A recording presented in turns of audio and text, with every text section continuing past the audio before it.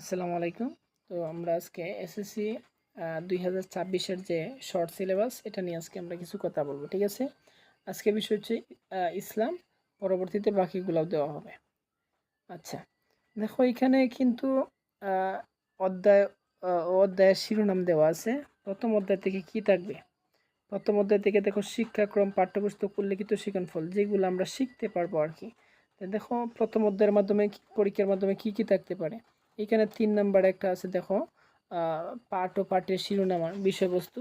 এগুলা পড়লে কিন্তু আমাদের প্রথম অধ্যায় থেকে আমাদের এইগুলার ভিতর থেকে কিন্তু প্রশ্ন আসবে। অর্থাৎ প্রথম অধ্যায় ইমান আছে পার্ট 2, পার্ট 6 কুফর, শিরক, নিফাক, রিসালাত, আখিরাত, আখিরাতের জীবনের কয়েকটি স্তর। অর্থাৎ তোমরা বইয়ের মাধ্যমে দাগিয়ে নিবা। এগুলো হচ্ছে প্রথম অধ্যায় থেকে এগুলো থাকবে, এগুলো পড়তে হবে। দ্বিতীয় অধ্যায় কি বলা আছে দেখো। দ্বিতীয় অধ্যায় পাঠগুলো শুধু দেখে নাও, বিষয়বস্তু, পাঠ ও পাঠের শিরোনাম। পাঠ হচ্ছে শরীয়ত, তোমরা বাকিগুলো পড়ে নিবা, ঠিক আছে?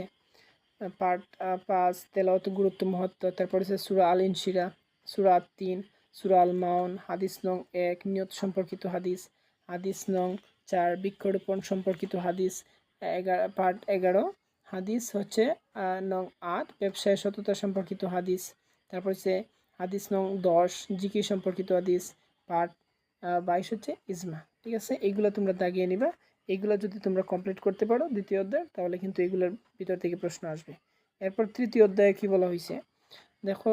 তৃতীয় অধ্যায়ে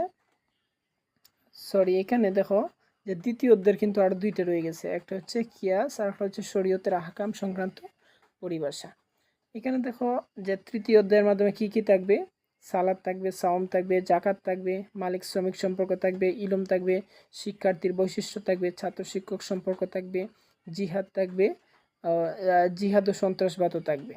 আবার এখানে চতুর্থ অধ্যায় কি বলছে যে চতুর্থ অধ্যায় থেকে থাকবে তাকওয়া, ওয়াদা পালন, স্বদেশ প্রেম, এগুলো পাঠ, ঠিক আছে? তোমাদের বইয়ে যে সূচিপত্র আছে ওইখানে তোমরা দাগিয়ে রেখে দিবা। এরপর হচ্ছে আরও আছে, দেখা যায় এখানে চতুর্থ অধ্যায়ের সৎ কাজের আদেশ ও অসৎ কাজের নিষেধ, গীবত, সুদ, ঘুষ। দেখো পাঠগুলা কিন্তু লেখা আছে সুন্দর করে, এগুলা তোমরা দাগিয়ে নিবে। এরপরে পঞ্চম অধ্যায়ের মাধ্যমে কি থাকবে যে মহানবী হজরত মোহাম্মদ সাল্লাল্লাহু আলাইহি সাল্লামের সমকালীন সামাজিক ও সাংস্কৃতিক অবস্থা। পাঠ 4 মহানবী হজরত মোহাম্মদ সাল্লাল্লাহু আলাইহি সাল্লামের মাদানী জীবন, মহানবী হজরত মোহাম্মদ সাল্লাল্লাহু আলাইহি সাল্লামের মক্কা বিজয় ও বিদায় হজ, ইমাম বুখারী রহমতুল্লাহ, ইমাম আবু হানিফা রহমতুল্লাহ। এগুলো যদি তোমরা কমপ্লিট করো তাহলে কিন্তু হয়ে যাবে, ঠিক আছে? এই হচ্ছে এসএসসি 2026-এর শর্ট সিলেবাস ইসলামের।